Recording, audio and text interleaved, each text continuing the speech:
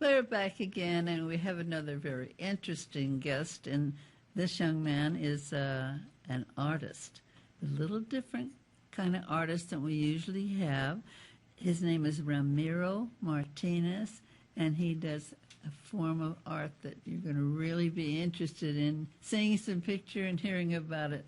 Hello, Ramiro. Hi, how are you doing? I'm fine. I'm so glad you're here today because this form of art has never come to me before, and it's going to be very interesting to find out how you got into it and how do you do it. Okay. Okay, Ramiro. It's called. What is it called exactly? The piece. It's called a mural, and murals were used for educating people visually of either documented events or fantastical events. In this case, it's a fantastical documentary event. That's really good because, it takes a lot of extra time to do something that's really happening, and a lot of things are going on at the same time, and try to figure out what do you do next, Yeah, and that's a big thing about a mural is that you have dozens of things going on every day, and you have to approach it every day and just kind of work one thing at a time until the picture starts coming into fruition. And you do the actual artwork, right? Yeah. In this one, this mural is in Sanger, California, and it's for the St. Mary's Catholic Church on Bethel and North. How wonderful. It's a huge church, too, and it's a very modern building. Wow. And in the mural, they wanted me to incorporate their four churches that are sort of grouped together as one. And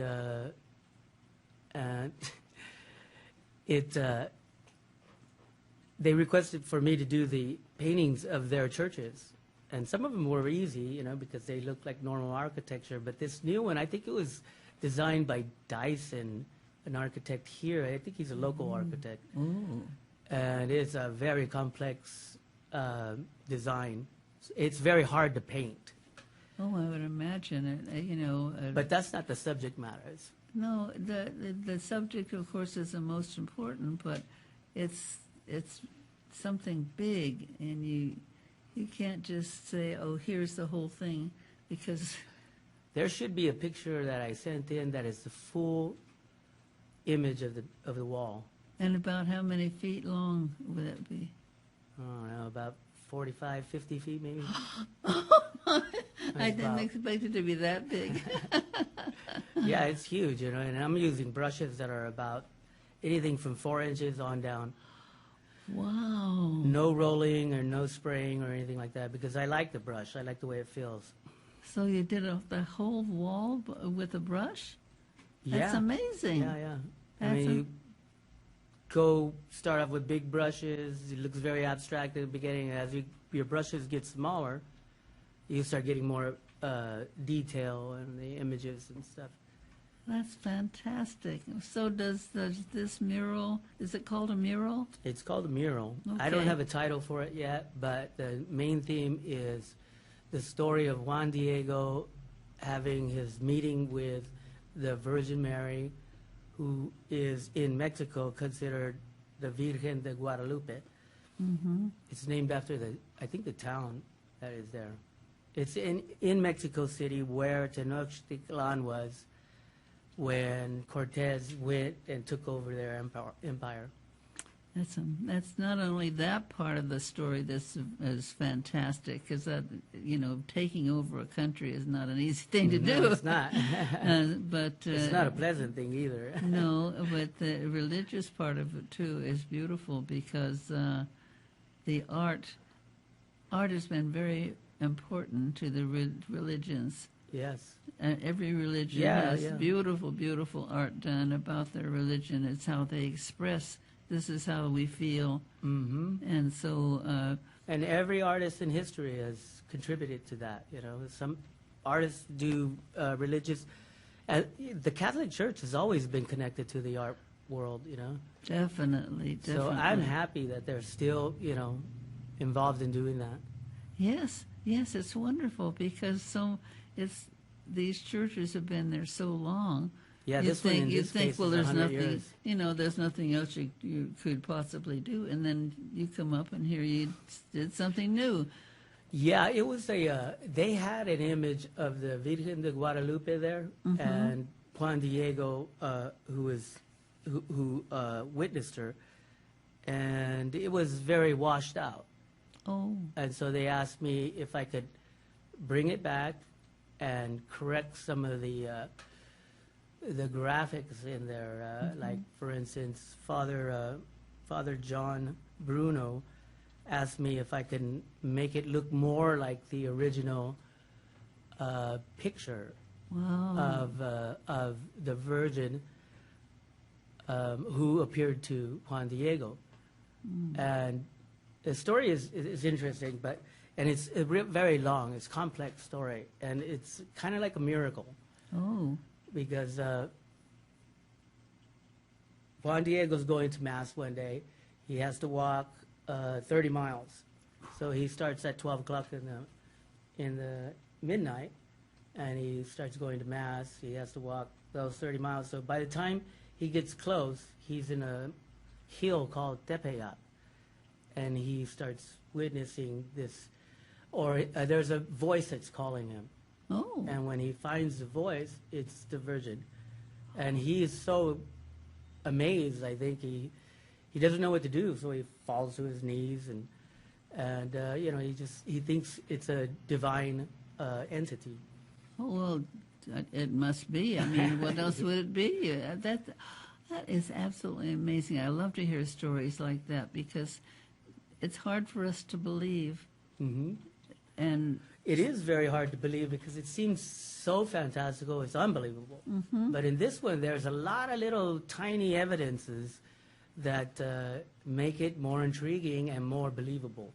wow. Like, for instance, I have Juan Diego on his knees, and he's looking at her dress. And the reason why he's looking at her dress is because he recognizes the images on it. And the images, to him, are a map of the Aztec Empire, which would be impossible for the Spanish to be able to create because they didn't know how to write like the Aztecs. That is fantastic. So I it's- thought, that's the first one, that's like, sort of a miracle, yeah, yeah. that There were they- other miracles that happened in the next 3 or 4 days that kind of confirm it to be a real thing. Oh my gosh. And believe me, there's a lot of people who actually that really believe that. Like, it is historical, and the event itself caused historical change.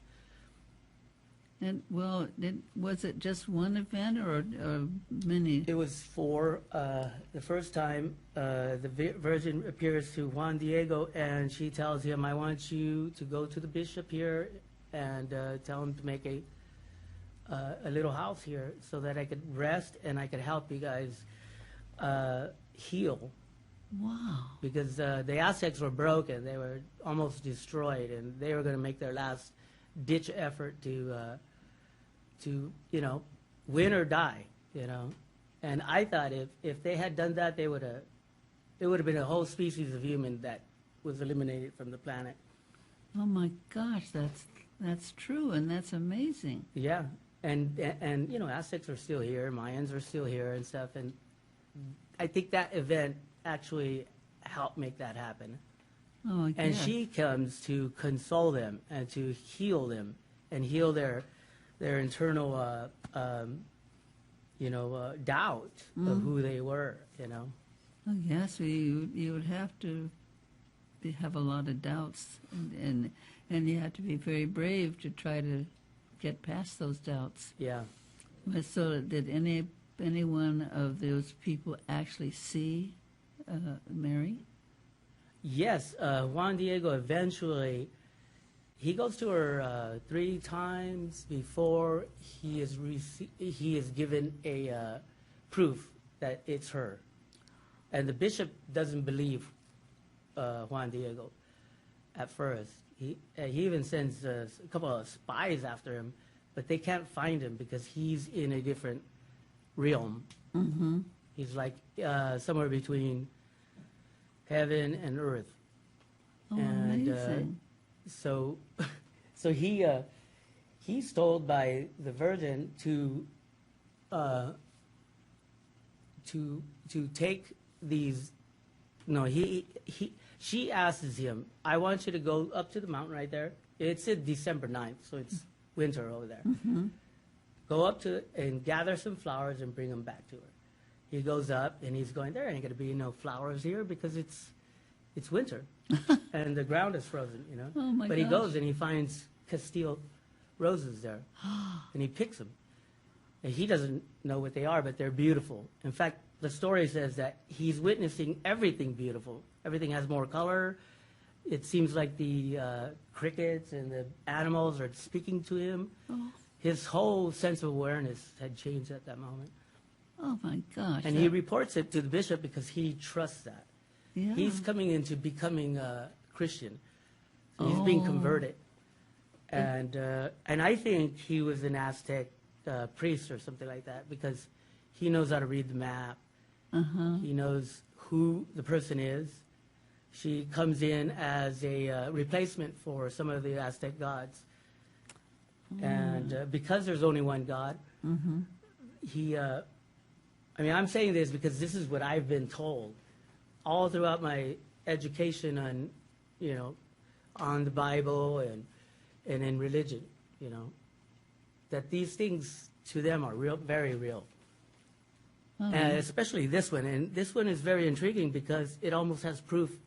It does have proof that this miracle occurred. It was in 1531, too. and so the actual miracle was that somebody saw her, or what? Yes. She asks Juan to go up to the thing. He collects the roses. He brings them back to her, Mm-hmm. and she arranges them for him. Oh. In his, he has a, it's like a serape. It's called a tilma. Mm-hmm. And they put it over the body to keep them warm. Mm-hmm. So she puts the roses inside of that and packages them Oh. up for him while she's explaining to him what she wants him to say to the bishop. So he goes back to the bishop with his thing of roses, his tilma of roses, and he shows them, and he spills them out on the ground. And when he spills them out on the ground, they go, "Those are Castile roses. You can't have them here. Where did you get those?" Or Yeah. they say, "Those are Castile roses, and they're not native to this place. They couldn't possibly grow here." So they're kind of amazed, but then all of a sudden, the Virgin, appears in the tilma, like in a cloud. And in my mural, I have her in a circle of clouds where she's coming from the divine world, which is overlighting this world a little bit, not all the way because it would destroy this world. Mm-hmm. So he goes. He's looking at them, and when they see the Virgin, they see her as being alive, like not a ghost, but like as a divine entity, and they just fall to their knees, and they start asking for forgiveness for not believing Juan Diego. It's just amazing because that itself, and when I guess the vision went away, it imprinted on his tilma. And they have that imprint. They have the tilma, actually, in Mexico City in the Basilica de Guadalupe. And everybody around the world who is Catholic or any religion, right, they go to see that. Wow. And it does produce a certain kind of, I don't know what that is. It's like a reverence. Uh-huh. It makes you think, like, there are magical things going on in the world. Not everything is science, but things that are unknown happen, Oh, and I think people, they have a great feeling when they can see something like that.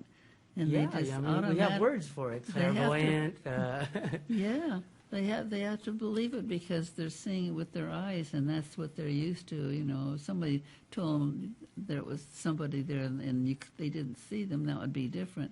But they were actually seeing something, so that. Yeah, the fact that the bishop saw it and all his men there is that's one amazing thing. And the other amazing thing is they sent the tilma with the picture of the Virgin to scientists. One of them was an eye doctor, an eye scientist. So I guess he makes lenses or works with the eye. Mm-hmm. So he's very specific about what he knows about eyeballs, right? Mm-hmm. He studies it, and he looks at the eye in the tilma that is on her face, and he determines that there is no way that this could be a picture because the eye is real. And he proves it by showing 4 reflections. And one reflection is coming from the surface of the eye, the other one is coming from the lens, the other one is coming from, I think, the retina. And the 4th one, I don't know where it's coming from, but it's in that eyeball, in the picture, right? Wow. But it couldn't be because only a human eye could do that, show those reflections. It would have to be, a human eye would have to be in the tilma. And so, when you think about it, you go, wow, did they pay that scientist off, or is he telling the truth, right? Right. And all the books I've read, they said it's true. The scientists even say, there's no way we could explain it. They sent it to another scientist, and he's an expert at marks, and so this guy determined that there are no brushstrokes in it, so it can't be a painting. Mm. The only other artist in the world in time that could make a painting without brushstrokes is Da Vinci. Da Vinci did the Mona Lisa, and there are no brushstrokes. It's just almost like it occurred. Wow. Why? I didn't know that. That's really fantastic. Yeah, there's a lot of little evidences that make the story even more intriguing. I was studying that story for a while. A friend of mine gave me the book at Osmo, and I read it and like, oh, this is interesting. And then I read another one. I go, oh, this is even more interesting. And then I got 2 other books when I started doing the mural, because I have to inform myself of what's going on Yes. before I start. And but I did a lot of research, and it's just an incredible. The story is so incredible that I like that kind of incredulity. To put art and the story together is really wonderful, because then you get the whole thing. Yeah, people are going to the mural and they're seeing more of a historical aspect to that event. Mm. Yes. Because I'm trying to add the history into it, That's fantastic. Well, I'll tell you, I'm proud of you for what you've done. To Thank you. me, I just wish I could go and see it myself, because I'm sure to me, that is so fantastic to be able to see Mary. Yeah. It just... And the type of compassion she has for the Aztecs and the Spanish is just like, it's overwhelming. It's like, wow. Like I used to experience that compassion from my mother, right? Because mothers have compassion for their kids. They have empathy. They feel their You know kids. what it is? Yeah. Love. Yes. Yes. Love is so strong and so beautiful. And in this story, it's extremely important. Yeah, and it has been since then. So many other things happened. There was an event where the Spanish were coming into North America, which is the United States, and they see these Native Americans there, and they're going to raid them. They're going to go over there and destroy them all, because that's what the Spanish did. They were conquering territories for Spain, and, which is their job, and so on. But before they actually did the attack, the Virgin appeared before the commander there, and he saw her, and he says, we can't do this, so he went back, and he told me, she told me not to do it, and stop that catastrophe. What a story. That is really, really beautiful. I'm so glad that you brought that story in for us today. And to think that they actually could see Mary. Yeah, I could see it in my imagination, and I Yes. could feel it through the literature that I have read. And so I know that it comes from our feelings. It comes from our needs and our desires. Yes. And sometimes I think, like poets do it. They make something that is not accessible to your reality accessible to your reality. Like some imaginative thing somehow seems believable. And this one kind of takes the cake for me. That's fantastic, and I'm so grateful you brought that story in today. It's just true. You don't have a picture of anything? Yes, I don't know if they have a picture. We just Oh, uploaded yes, them. yes, that's beautiful. That's Oh. a detail of it, and that's Juan Diego right there on his knees. And the Father John Bruno asked me to put Christ on there because he wanted to make those connections Yes. between Christ, the Virgin coming to the New World, which ends up being not New Spain, but the new creation. And we are all the new creatures from that point on. Yes. So in a way, we're like a new species of human being. Wow. That is amazing. I think that's fantastic. It is fantastic. The picture is beautiful, and so is the story. Thanks to so much. And please, if you have time, come in again and bring it in again. So, because a lot of people would have maybe turned the. Yeah, we're trying to work out a date where we're going to do kind of like a ribbon cutting. Yeah. And Sanger has a lot of very proactive people, so they know their congressperson, they know the people that are connected with their district, right? Definitely. So they can get those guys there, you know. So it becomes, something that a story that happened a long time ago gets re-realized now, and it pushes the faith of these people to even a deeper level of understanding. It sure does. It's wonderful, and I'm so glad that you brought that in today. And I hope that you'll come again because, not everybody's going to be listening right now. There's a lot of people that you can still reach by coming in. Yeah. So that'll be wonderful. I will. I'm not done with the mural, but I'm putting all the finishing touches and the varnish on it. Okay. And then when I'm done and I have a date for that, for the event that we're going to have the ribbon cutting, then I'll come back and announce it here. Yes, do. And if you can bring a picture of it, it would be so wonderful. I mean, a physical picture? Yes. Yeah. I put it on there and people could actually see it. Yes. Wonderful. Thank you so much for coming in. And Thank you. Come back. I do want to see you come back. And we will continue the story. Okay, we will. Thank you so much for coming in. All right. Thank you. That's it for today. Thank you for listening.